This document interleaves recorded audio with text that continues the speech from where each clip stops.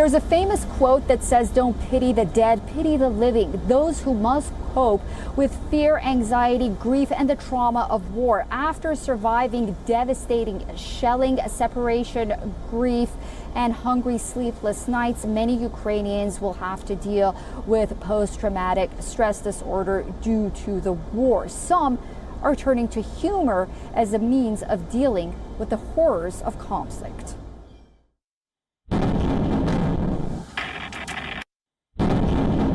These months of sorrow have taken a toll on the mental health of Ukrainians.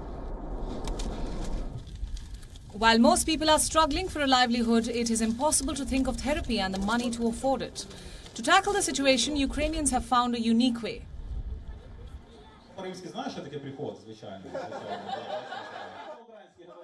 Those away from the front line are using jokes and humor as weapons. Weapons against wartime anxiety and moroseness.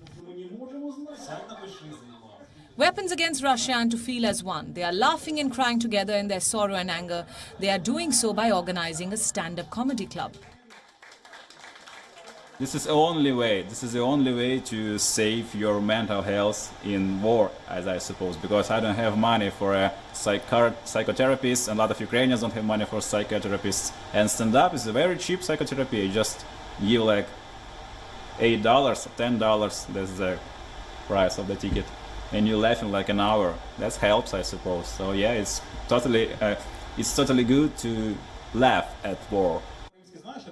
Comedians perform at the weekend in a basement comedy club in the Ukrainian capital, Kiev.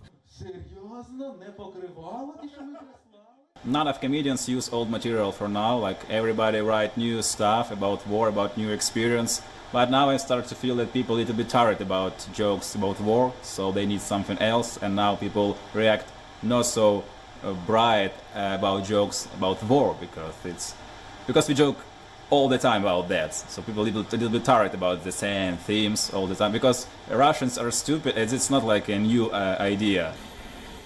While Russian President Vladimir Putin and his troops are favorite targets of dark Ukrainian wartime humor, this comedy club has its boundaries.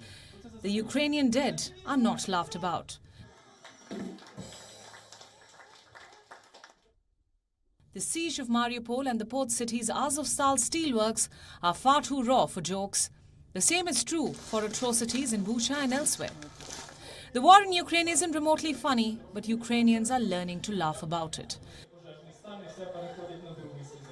Thanks to them, we actually can gather together and, experience and enjoy it together as well. So it's really nice, and I bet it's really hard for them, of course, like even write down those jokes, but it helps everyone, so it's really cool. The spirit of Ukrainians is not only a reminder that mental health is important, but it is also a great example on how, if things don't get easier, you just make them easier. Bureau Report, WION World.